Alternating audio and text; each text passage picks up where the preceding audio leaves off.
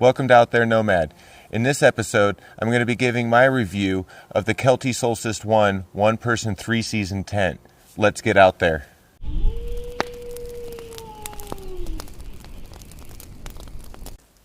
Hey, so today I'm super excited to bring my review of the Kelty Solstice one-person tent.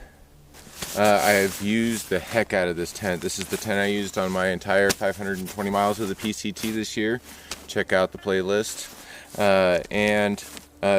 This thing, for the price and for really what my expectations were, this thing really blew me away. For a one-person tent, this is about $89.99.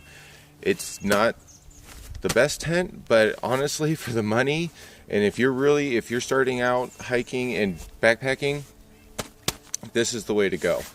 The website states that it's 3 pounds 5 ounces, and the peak height in the center of it is 3 feet 4 inches, and the dimensions are it's 7 feet long, 7 feet 4 inches long, and it's only 2 feet 4 inches wide, which I'll set it up here pretty soon to show you guys.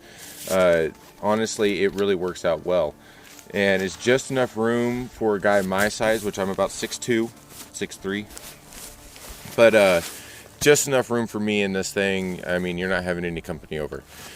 For the entire trip, I had no problems with the tent itself. The bag, the only thing I had issues with was having this strapped to the outside of my pack, which I've talked about in other videos before. Really sort of sucked, and I'll come in a little bit closer so you can see. I definitely took some damage. This was mostly this tape, these tape marks I do on the inside and outside so that they stay on there a little better, and honestly the Gorilla Tape's the way to go to repair stuff like this while you're on trail. But as I was walking, this rubbing on bushes and branches and stuff just tore into this bag right here. And part of it was the fact that I was walking in the desert. And walking in the desert, this thing was constantly in the sun, which I feel like it made this bag itself really brittle. These are another couple little puncture marks right here you can see. It made the bag itself really brittle. And so when I was trying to stuff it back into the bag one day, it actually ripped the whole top of the bag right here. And I don't fault that necessarily on the tent. I was probably shoving too hard, pulled a little funny or whatever else. But it's also that sun. The sun beating down on it, I feel like made this material really brittle. So if you can get this inside your backpack, that might be the way to go. Maybe not use the bag. A lot of hikers will actually take everything out of this bag and store them separately inside their backpack, which isn't a bad way to go. Unfortunately, I didn't do that. Now, I didn't have any issues as far as that's concerned with the tent itself. So let's go ahead and get into what's inside this bag. Here we have a little stuff sack. I like to keep this in the top so it's easier to get to. And you have 10 of your generic aluminum stakes. And for the price point this tent's at, I really don't fault Kelty for only having generic stakes in there. And you also have 4 tie-outs. So next, the tent body itself. I like this tent also because it's super easy and intuitive to be able to set up.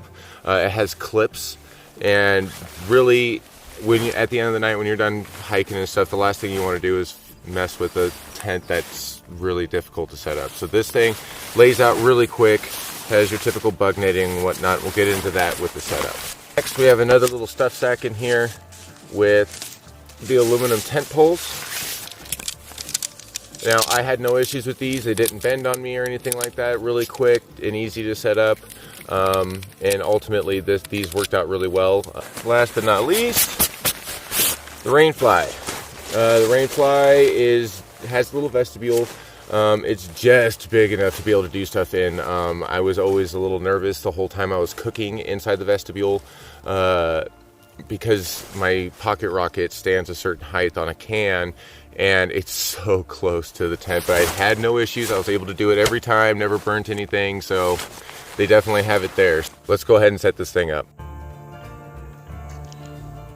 When laying out your tent, you want to make sure to orient the door in the direction you've pre-chosen.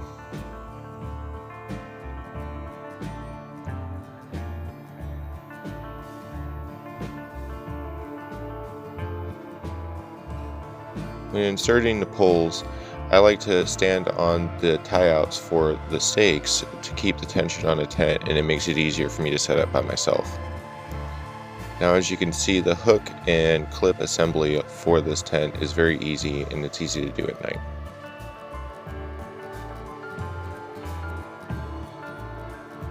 When I'm doing my stakes, I like to do them in a pattern sort of similar to a star pattern you do on a car tire. I feel like it gives you a maximum amount of floor space and security to the ground.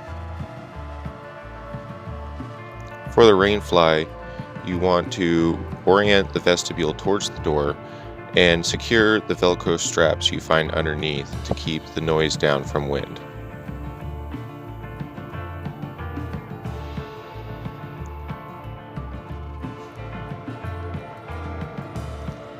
The clips for this rainfly are very nice because they're very easy to clip in, and each one can be tightened individually for a secure fit. The vestibule gets staked out in the front.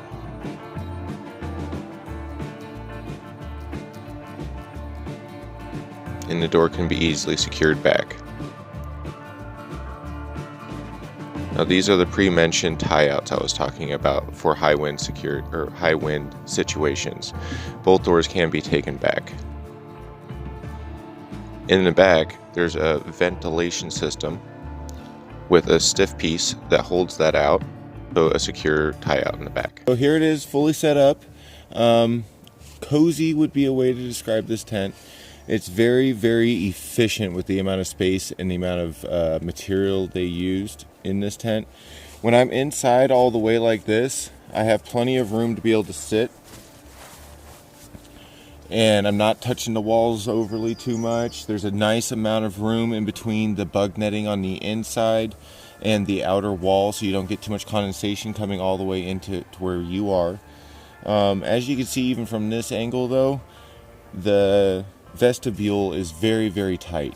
Most mornings I would end up just sitting cross-legged like this, and I'd have plenty of room to be able to make my coffee, get my pre-soak stuff going, have my little bit of time, and to wake up and everything. And it was just enough room. It's very, very space conscientious. Sort of see, like I said, there's not a whole lot of space in this tent.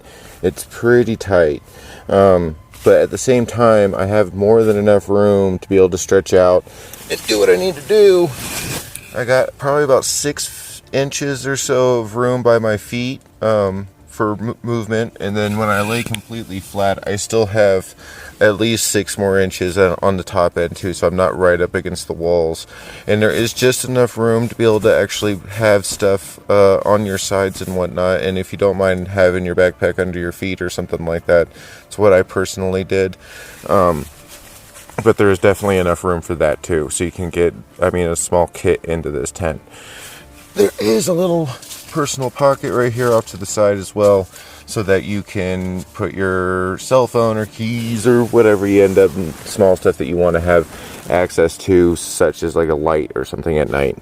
I usually have my Z-seat out like this, and sort of give you an idea of how big this is. I put my Z-seat out like this so I'd have a spot to set things that isn't right on the ground and whatnot.